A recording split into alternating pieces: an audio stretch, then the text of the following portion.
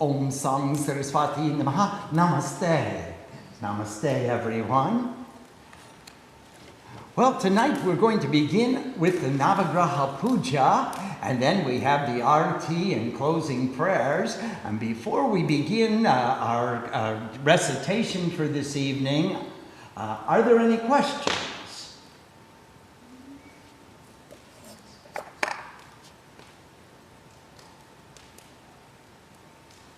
Well, if there are no questions, then we'll begin chanting on page 147. Everybody, please open your books and recite along with us.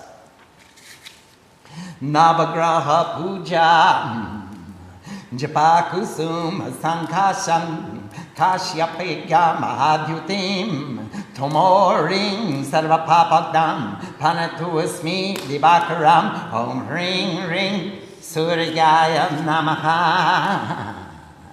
Dadisanka Tusharabam Kshirodarnabasam Vapam Namami Sasinam Somam Sambur Mukuta Bhushanam Om Aim Kling Shomaya Namaha Dharani Garbhasambutam Vidyukanti Samaprabham Kumarang Satyastam Chang Tam Mangalam Pranamabhyaham Om Sring Mangalaya Namaha Priyanku Sakalashat Shamam Rupena Pratimam Bhutam Somyam Somyagunopetam Tam Buddham Pranamam Yakam Om Aim String String Buddhaya Namaha Devanam Cha Vishinam Cha Gurung Kanchana Sannipam Buddhi Bhutang Trilokesam Tam Namami Priyaspatim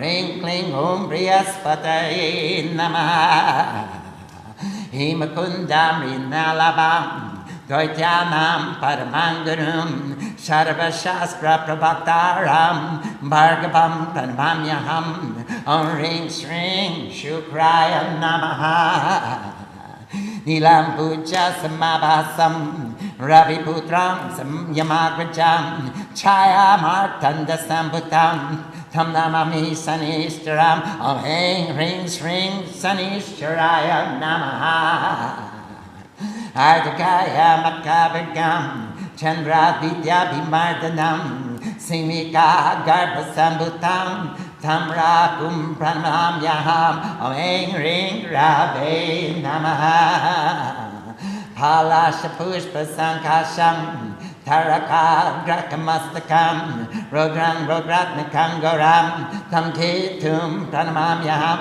Om Ring Eng Ketabe Namaha Brahma Murari Striparantakari Banu Sasi Bhumi Suto Buddhascha Guruscha Sukrasani Raku Ketabaha Sarve Graha Shanti Kara Bhavantu Om Nava Graha Namaha.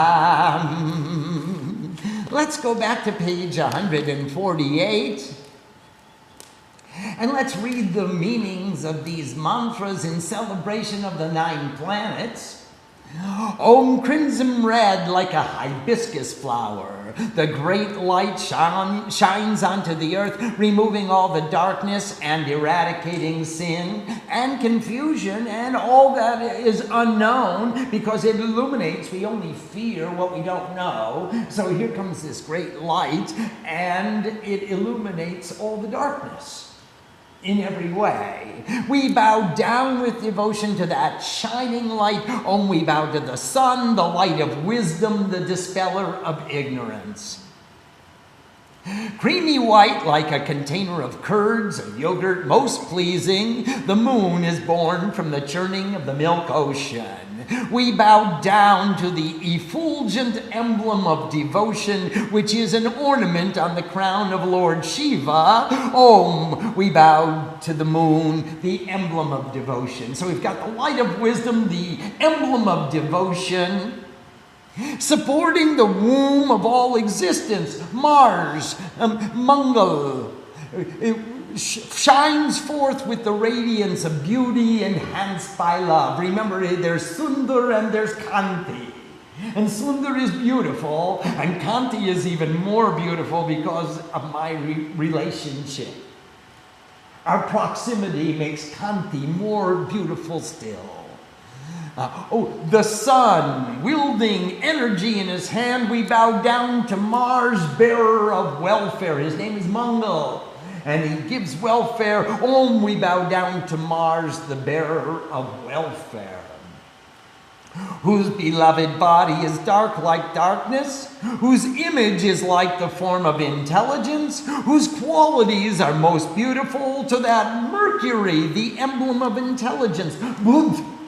We bow down in devotion. Om, we bow down to Mercury, the emblem of intelligence.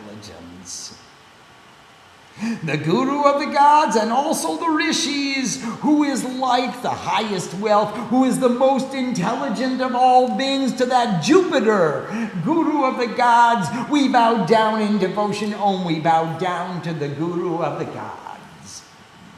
Like sandal and jasmine that have been crushed, the foremost guru of the forces of duality, who expounds all the scriptures, to that descendant of Brigu we bow down in devotion. Om, we bow down to Venus, the emblem of love and attachment.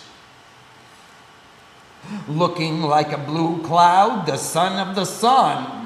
He is foremost of those who control. He can even put his shadow over the glorious sun. To that Saturn, emblem of control, also of discipline, we bow down in devotion. Om, we bow down to Saturn, the emblem of control. The great warrior divides even the sun and moon in half. He is born from the womb of Simika. And we bow down in devotion to the north node, who commands direction. Om, we bow down to the north node, who commands direction. Red like a palash flower, who makes the starry-eyed constellation to set. He is terrible and awesome to see, and we bow down in devotion to the south node, who presents obstacles. Om, we bow down to the south node, who presents obstacles. Now, Brahma, Vishnu, and Shiva always contemplate the sun, moon, earth, Mercury, Jupiter, Venus, Saturn, the north and south nodes. May all the constellations remain in peace. Om, we bow to the 9 planets. So here, all 9 planets are giving positive and negative influences in our lives, in our horoscopes, in our every action and interaction. Because just as the power of the moon attracts the waves of the sea, it also attracts all the waters, and the body, the human body, is 80 to 90% water. So all of these forces are pulling on the forces, they're attracting and dispelling the forces within us. And they fill us, if we contemplate their positive influences, they fill us with the capacity to fulfill our dharma. So we pray to the 9 planets to come into a harmony, into a balance in our charts and in our lives. And then in chapter 12 of the Chandi, it says, whoever reads the Chandi Pat goes beyond the 9 planets and is no longer affected by their influences. It negates the influences of the 9 planets if you recite the Chandi or if you pray with devotion to the 9 planets. I know that we could talk for weeks about astrology, but that's not our purpose right now. We want to understand the Nava Graha Puja in the context of the worship that we are performing on a daily basis. How this helps by reciting the Bij mantras of each of the planets, we put the heavenly forces into a harmony and a balance, so we only get their beneficent effects. They only attract us in a benevolent manner.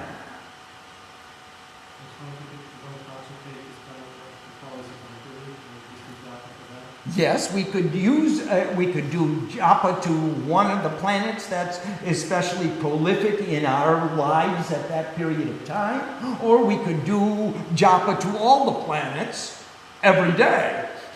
It depends what kind of sadhu you are. As a full-time engaged sadhu, as part of our sadhana, we will want to harmonize all the planets every day. Now, as part-time sadhus, we have been told or we understand there's an imbalance in one or two planets, then we will want to concentrate on those planets specifically, on those influences specifically. So if we find that our love and attachment is out of balance, either we have too much or too little, same old story, excuse me. However, either we're out of balance in one way or the other way, then we'll want to make japa of the qualities of Venus or Shukra. Or if we need more wisdom, I don't know any situation where we don't need more wisdom, but if we do need more wisdom, then we'll pray to the sun and say, illuminate my life, illuminate my wisdom. If we perchance find ourselves in confusing circumstances and we need guidance how to get out of these circumstances, we can pray to the guru of the gods, Jupiter, Brihaspati, and say, hey, send me the guidance, the wise counsel that I require at this circumstance of my life. In every way that we're confronted by the circumstances of life, one or all of these planetary influences will be beneficent in our application. So, as a sadhu, you can choose to recite the mantras for one, or for more, or for all. So, those are the choices. On page 169, we're reciting Hanuman's Arati. An Arati is a dance of praise, it's a celebration, it's a culminating ceremony which says this puja, this ceremony of worship is full, complete, and perfect, and here we are offering our lights to your light. We're taking your light into our light, and it's a dance of celebration. We can just recite these mantras of Hanuman's Arati, the dance of praise to Hanuman. Arati ki jai Hanuman lalaki, dushta dalana raghunatha kalaki, jaki palate giri borakape, roga dosha jake nikat na jape. Arati ki jai Hanuman lalaki, dushta dalana raghunatha kalaki, Anjani putra Mahabaladai, Santan ke Prabhu Sada Sakai. Arati ki jai Hanuman lalaki, dushta dalana raghunatha kalaki, Ledira Raghunatha patkaye, Lanka jari siya sudilaye.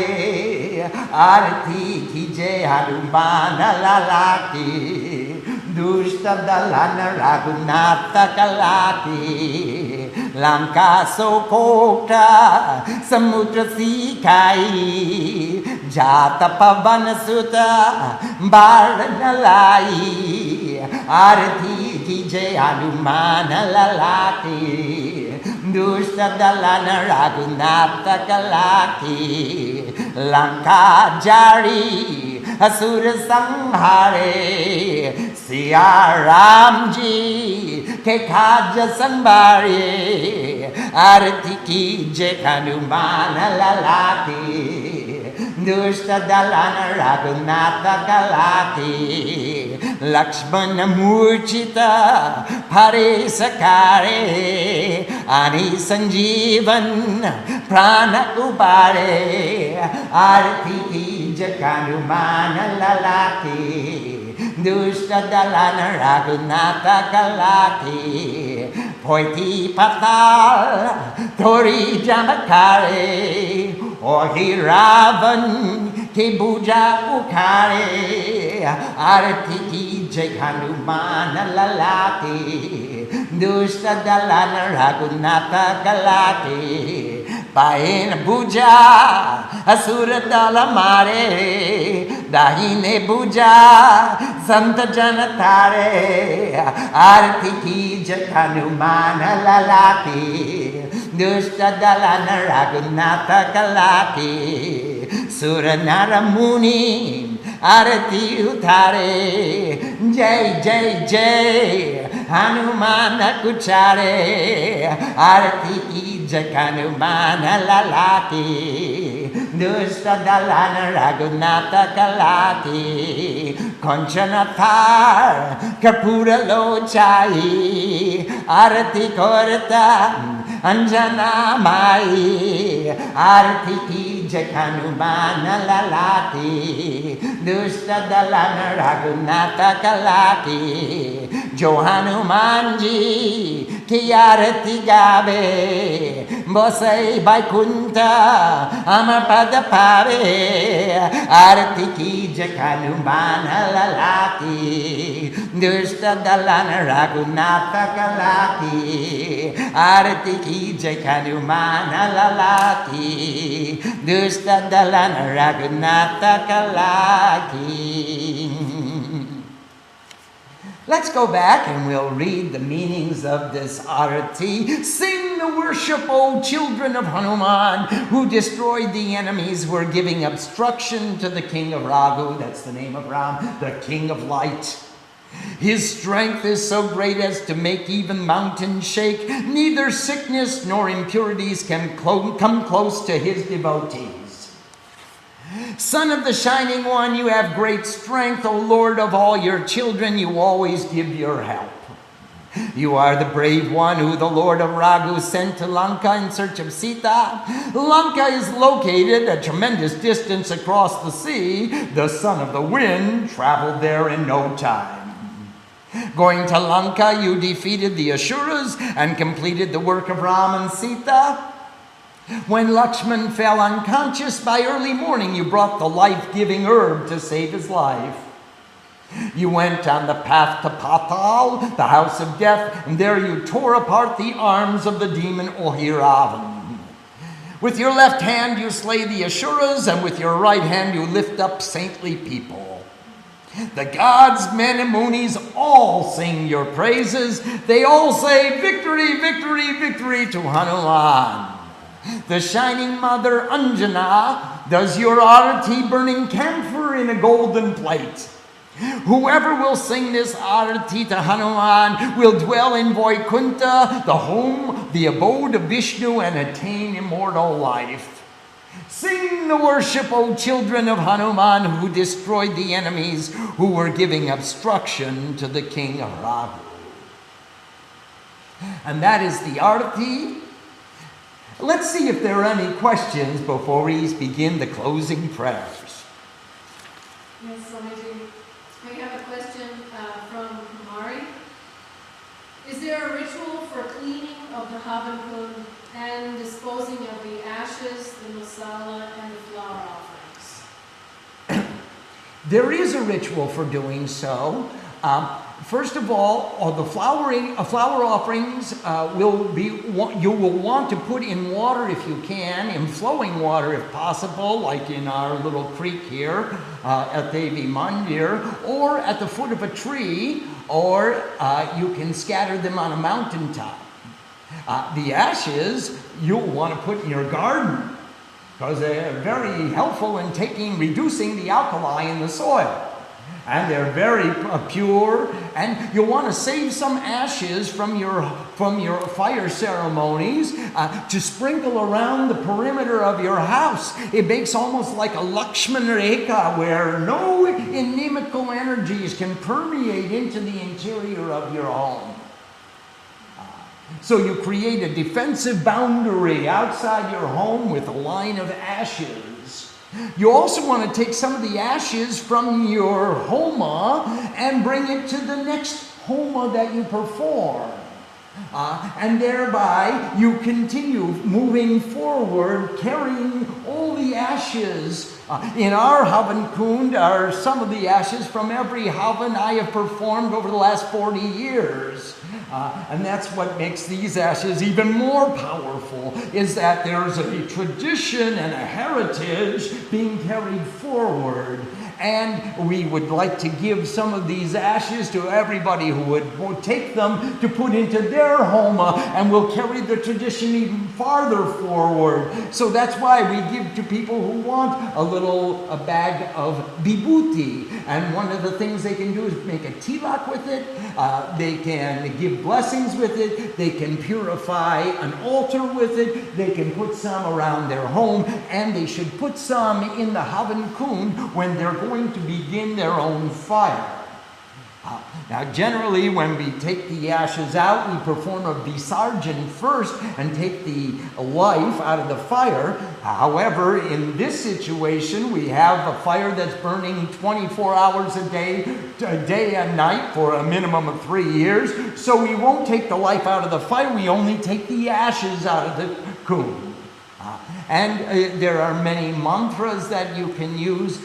Most prevalent is Om Namah Shivaya, because Shiva is Bhashmadari. And when we take the ashes out of the fire, we're giving something for Shiva to wear, at least as a tripundra, if not a full Bhashmasna.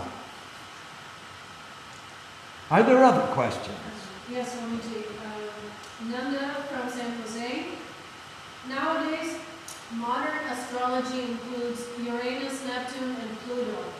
Is there any reason for the ancient seers omitted these planets in their considerations? Thank you for your time. Lack of telescopes. And now even today, there's a discussion as to whether Pluto is a planet or not. So we don't know really. For us, these 9 planets, this 9 Nava Graha, is sufficient for us to get our house in order. If you want to go further into it, you'll have to consult someone who teaches astrology. I gave up that practice many, many years ago. I'm not teaching that anymore. Yes, please.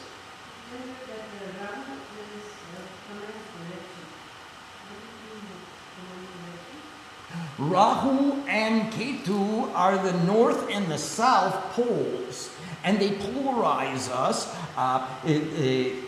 Ketu creates obstacles, and Rahu finds a way over the obstacles or around the obstacles. He goes through the obstacles. He doesn't acknowledge obstacles. So in this way, he has direction, he has a goal, he has a sankalpa, he has a force. And so Rahu has many beneficent aspects as well as malevolent. If he's not guided, he'll just go off in any direction and command the direction. And when we wake up, we'll say, oh my gosh, how did I get here? Some of us understand that. That would be one application of Rahu in his malevolent effect. However, in his beneficent effect, we could say, hey, I'm going to do this sankalpa, and I pray to Ketu not to put any obstacles in it, and I pray to Rahu to move forward with fortitude and courage and strength, and let me complete my objective. I want to go in that direction. That's how they work together. There are beneficent effects and malevolent effects of all the planets. For example, Ketu, who is the south node and presenting obstacles, if he's kind to us, he'll present very, very small little obstacles that we can overcome in a moment. And if he is malevolent, then he will present humongous obstacles that we're going to have to search for a way to circumvent. In the same way, Buddha, he's the communicator, he's the intelligence, he's the buddhi. He bestows buddhi, he bestows intelligence, and he gives us the capacity to communicate it when he's beneficent. And when he's not very happy with us, he makes us foolish and say the wrong thing. Did you ever have a foot in your mouth? And even recognize it as your own? That's even more disturbing. I did this to me. So when Buddha is beneficent to us, he makes us a great orator and a great communicator, an effective communicator, and allows us to influence people to our way of thinking. And because we're going with intelligence to a good place, we can bring others along with us. And when he's malevolent, he makes us look foolish, feel foolish, and be foolish. Question from Kumari. How do we balance worship and meditation? Can Swamiji comment? Yes, meditation is included in all worship. They are not separate practices. We don't practice meditation. Meditation is the state, the quality of our attention when we are performing worship. They are not different things. When we worship with attention, we go into a state of meditation. But if you just sit down and say, I'm now going to close my eyes and think of nothing, I guarantee you'll have some difficulty in making your mind quiet. First, you want to guide your awareness into a beautiful, comfortable, peaceful environment where you can allow all of your defenses to melt away. And thereafter, you can go deeper and deeper into the quality of attention until you achieve a state of meditation. It becomes the natural evolution of your worship. So meditation and worship are not separate in any way. Meditation is the outcome of worship. Worship is the cause and meditation is the effect. Or if you want to describe meditation as an intensity of absorption, then how intensely are you absorbed in your worship? That will be the quality of your meditation. Because many people, their mouths are speaking a mantra, and inside they're watching a movie, and their mind is gone 100 miles away, and yet they think they're worshiping, but they're not meditating. Other people say the mantra, understand the mantra, feel the mantra, think that it's my expression of devotion to my divinity. And they go into meditation, even while the mouth is reciting mantra. They're not separate disciplines. So, in a related question, Swamiji, in the Cosmic Puja, for example, we do a job to chant these several times, and then also to all the gods and houses. In order to make that more like a meditation, would you say to use pranayama? That's another aspect of the technique. All mantras are written in a certain rhythm. They have a chanda. That chanda has a certain number of syllables. Those syllables are a mathematical formula. If you breathe in those syllables and breathe out those syllables, then you're performing pranayama. And that's another aspect of the worship. So this worship, this puja, combines, integrates, synthesizes all of the disciplines that we have learned. Asana, pranayama, mudras, the kriya, the mantra, and the Sanskrit. And the Sanskrit has all the 6 subjects of how do we pronounce the mantra, how do we understand the mantra, what is the grammar of the mantra, what is the philosophy that it's communicating, what is the history, what is the literature, what is the historical context from which this knowledge came forth, and how can I apply it to my present circumstance today? And now we get into Jyotish. Which mantra do I use at which time? That's the Jyotish I'm interested in. Not for many years I was a palm reader, as all sadhus have to do. And mother said, you can stop that now. So I'm interested when I look at the almanac, the panchang. I want to know on which day do I perform which puja and which mantras go in harmony with which pujas. That's the Jyotish that interests me. Not whether I'm going to win the lottery. The chances are very slim. The sadhus don't buy lottery tickets. That makes it even more difficult. And then there's Padhoti, which is the last subject, the 6th subject of Sanskrit, which is the system of worship which synthesizes, integrates all of the foregoing information.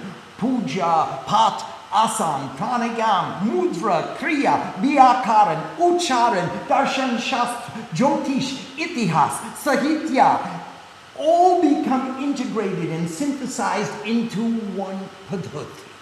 And that's the system of worship that we're studying, the way that we worship God in this context. So, yes, meditation and worship are not separate. They're one and the same. This is called holistic spirituality. We're not trying to divide up all the disciplines. Of course, as a consequence of the humongous volume of material, it's very, very, very difficult for a sadhu in today's Kali Yuga to become a master of all the subjects. So therefore, we divide ourselves up. And everyone has an inclination towards 1 or 2 or 3 subjects to master it. Somebody becomes a Jyotishi, and he only does astrology.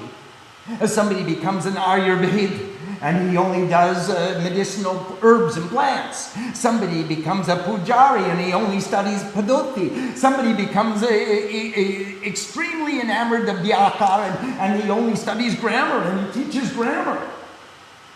Somebody becomes a sadhu and gives an overview of all the things that we could do if we're interested. Everybody gravitates naturally to their subject of interest. And that's what they teach. A question from Kumari. Can Swamiji comment on whether the Homa has healing powers for the atmosphere? Absolutely. Absolutely, without a doubt, Kumari Mom. When we put positive energy into the fire and the fire puts up the smoke and it puts all this positive energy into the atmosphere, so we are healing our environment. And if we heal the environment in one little corner of the earth, we are creating a positive effect upon the whole of earth. In fact, if the whole of the earth has a positive effect, then I presume that the Milky Way gets the benefit. Every star in our constellation will get the benefit. Yes, Kumari, every time we make Homa, every time we make worship, we're putting out positive energy. Every being in every galaxy gets benefit. It's not just for us. Even we are so small and insignificant. It's for all of us. I have a question from Nanda and Kalyananda in Barbados. Namaste, Kalyananda. Namaste, Nandama. Can you take the ashes orally for health? I.e., does it have medicinal properties? Absolutely it does. Kalima, the most of all the elements, earth, water, fire, air, and ether. You can have foul earth, polluted earth. You can have stagnated water. You can have air pollution. But you cannot have an impure fire. All the fires are pure. Just put anything into it. Just yesterday they placed the Bay Bridge into the fire. And it became so pure, it just melted. There is no such thing as an impure fire. So the prasad of the fire is pure, has become purified to the highest extent possible, and that's called the ashes. So if you ingest a little bit of those pure ashes, that purity, that prasad is going into your system.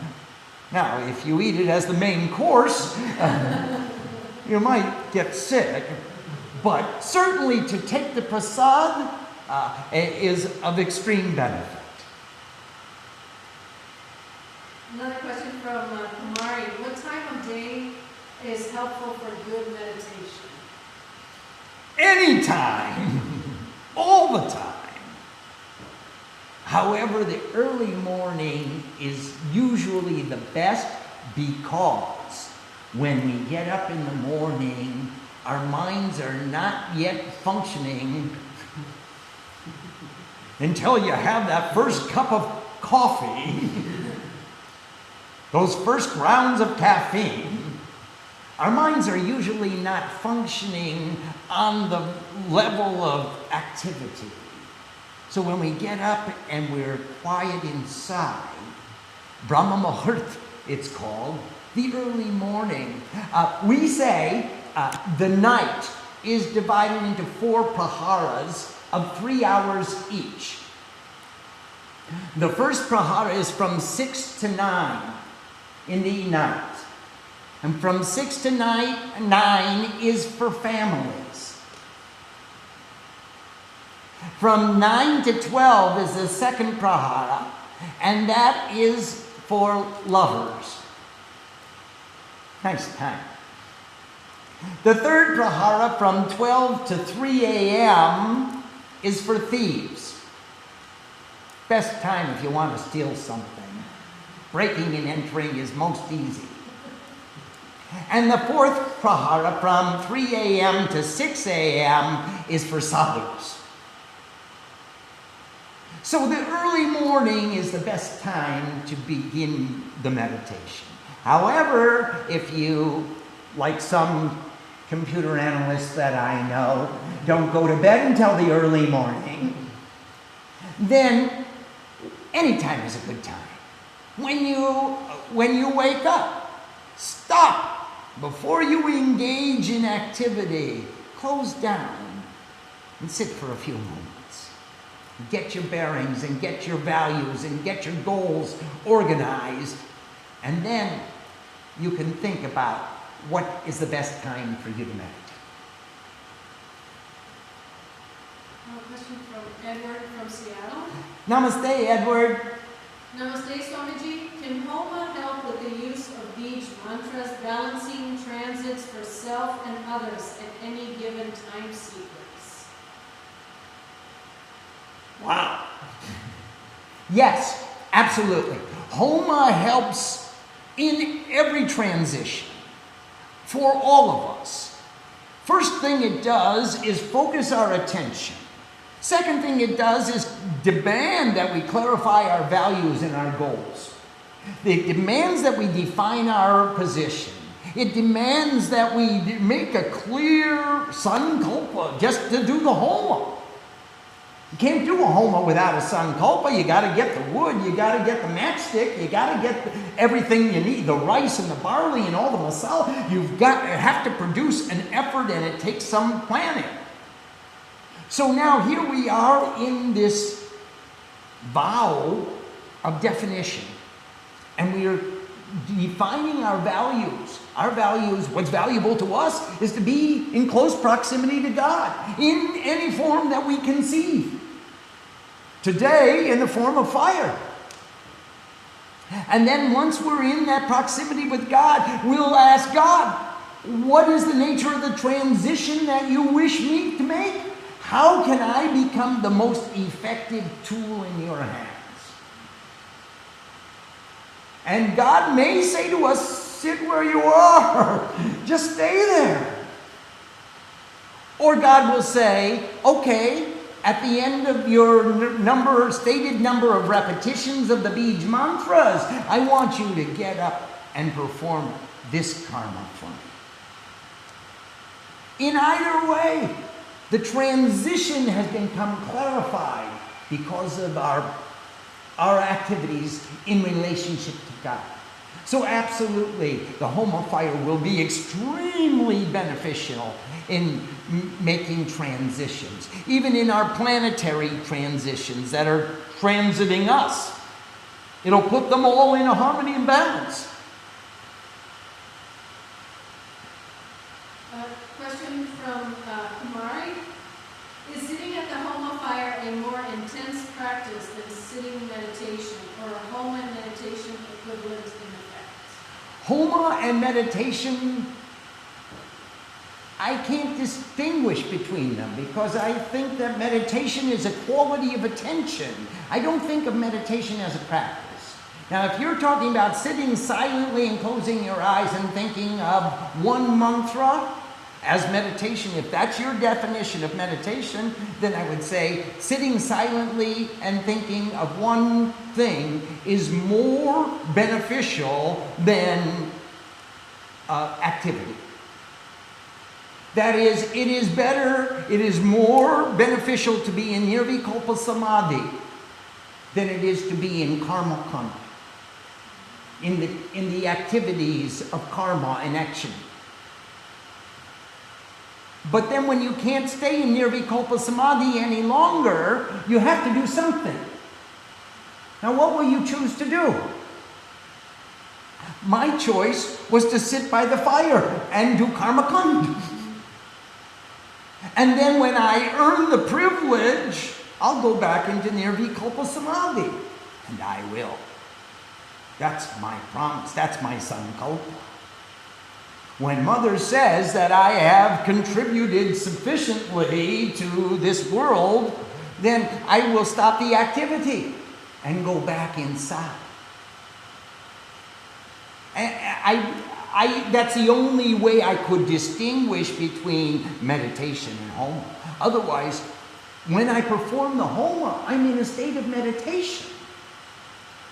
You train your body to sit still. You train your breath to be continually rhythmic, constant. The same amount of air comes in, the same amount of air comes out. You breathe in one mantra, you breathe out two mantras. It's pranayama.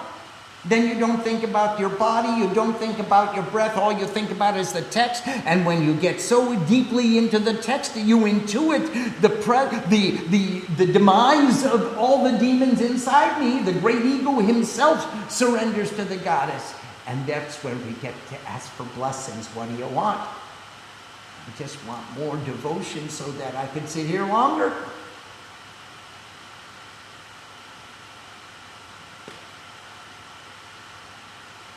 Question from Nanda.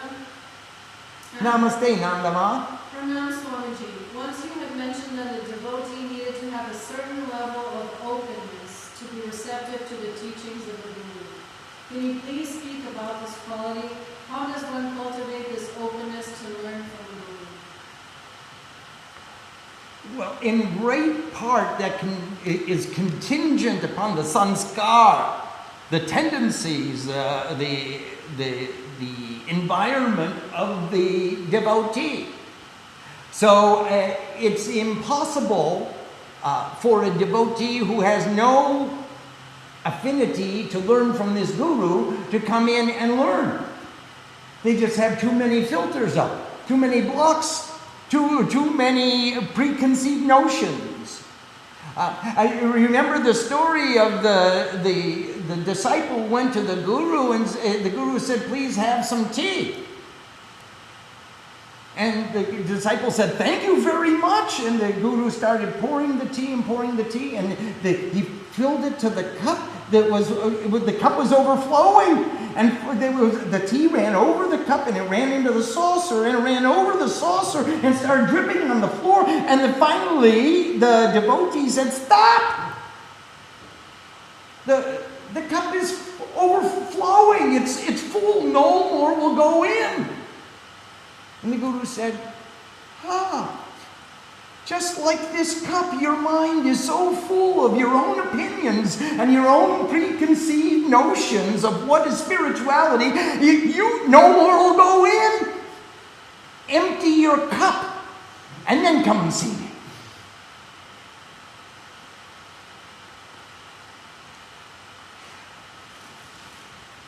We have just a few minutes left. I'd like to discuss the closing prayers. On page 173, please chant along with us. Santakarang Bhujagosayanam Padmanabhang Suresam Vishwadaram Gaganasadrisam Megabarnam Shubham Gam Lakshmikantam Kamalanayanam Yogi Virdhyana Gamyam Bande Vishnu Bhavaboyaram Sarvaloke Kanatam Tvameva Mata Chapita Tvameva Bandhuscha Saka Tvameva Vidya Dravinam Tvameva Sarvang Mama Deva Deva Kayena Pacha Manasendriyorva Buddhyatma Nava Prakrita Swabhavat Karumi Adyat Sakalam Prasmi Narayanaeti Samarpayami Om Papawam Papakarmaham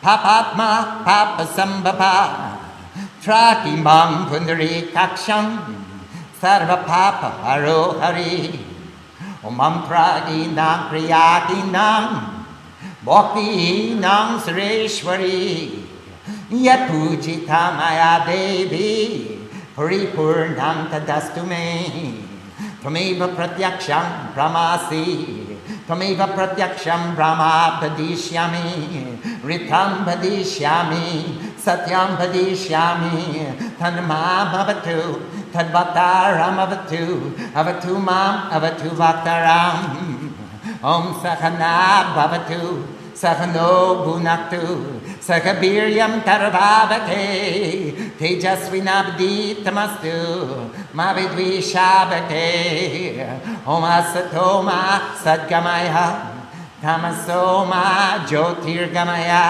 Mrityorma Amritam Gamaya Om Sarvesham Swastir Bhavatu Sarvesham Shantir Bhavatu Sarvesham Purnam Bhavatu Sarvesham Mangalam Bhavatu Sarve Bhavantu Sukhina Sarve Santu Niramaya Sarve Bhadrani Pashyantu Ma Kaschit Dukha Bhag Bhavet Guru Brahma Guru Vishnu Guru Devo Maheshwara Guru Sakshat Parabrahma Tasmi Sri Gurave Namaha Om Brahmarpanam Brahma Kabir Brahma Apnam Brahmanakutam Brahma Vibatina Gantapyam Brahma Karma Samadhina Om Purnamada Purnamidam Purnat Purnam Mudachyate Purnasya Purnamadaya Purnameva Abhasisyate Om Shanti Shanti Shanti. And now we'll offer some dakshina. Om Puja Phala Samridyartam Tavagre Swarnabi Swari Stapitang Dhiname Prita Purnam Kuru Manoratam Hiranya Karva Karvastam Hema Bijam Vibhavaso Ananta Punya Paladamataha Santi Prajachame Omang Hanamate Rudratmakaya Kumpatsva Dakshinam Samarpayami. Bajrang Bali Ki Jai. Let's go back to page 173. We'll read the English. The cause of peace, lying on a snake, from whose navel sprang the lotus, the Lord of gods, who supports the universe, appearing as the sky, who is dark as a cloud with a beautiful body.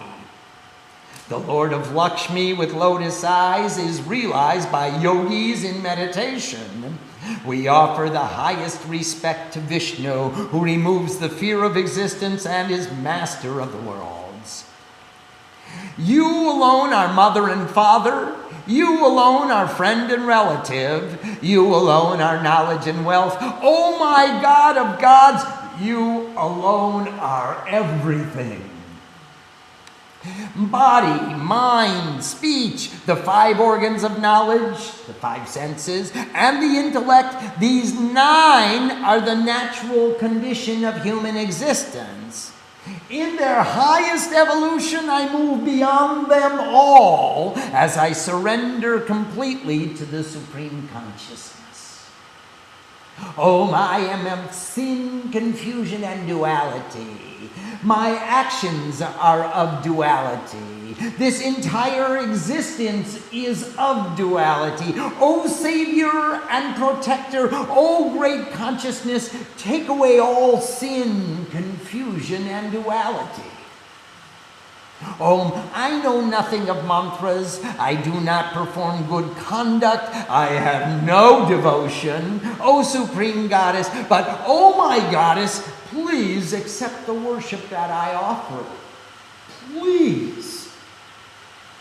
You alone are the perceivable divinity. You alone are the perceivable divinity. So I shall declare. I shall speak the nectar of immortality. I shall speak truth. May this body be your instrument. May this mouth be your instrument. May the divine always be with us. May it be thus. Oh, may the Lord protect us. May the Lord grant us enjoyment of all actions. May we be granted strength to work together. May our studies be thorough and faithful. May all disagreements cease.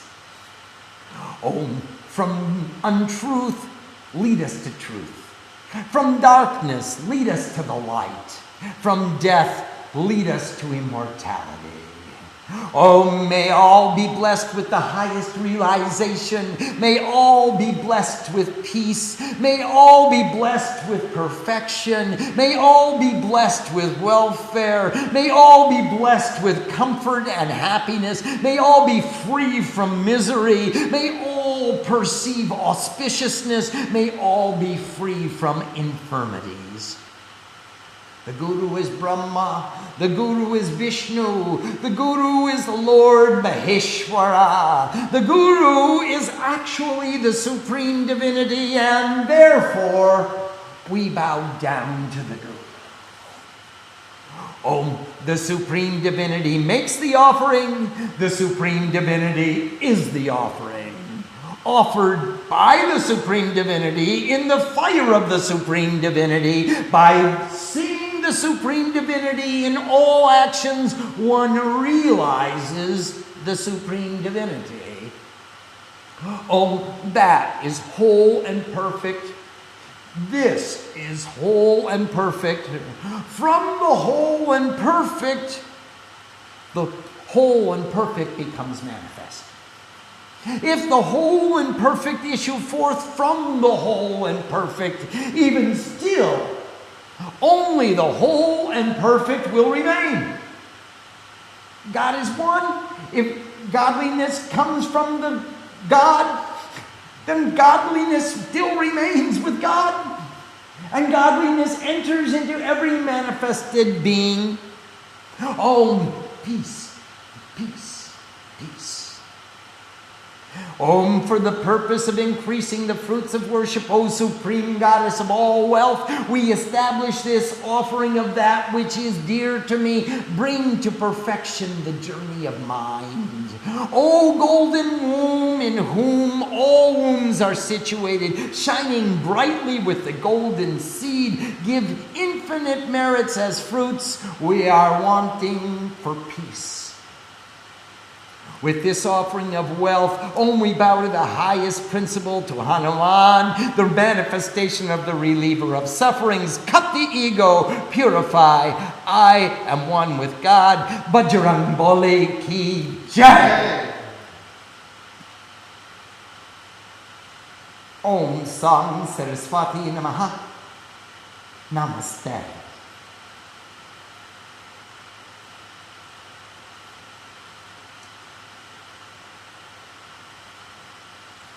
Namaste, everybody. Thank you very much for bearing with me all the way to the end of the Hanuman Puja book. If you have any other questions, we can continue tomorrow night. Otherwise, we'll take a few days break and we'll understand when it's time to come back, and we'll send out an email when we begin our next class. Are there other questions? Okay, well, we'll get them in our next session. Okay. Thank you all for joining us. Namaste.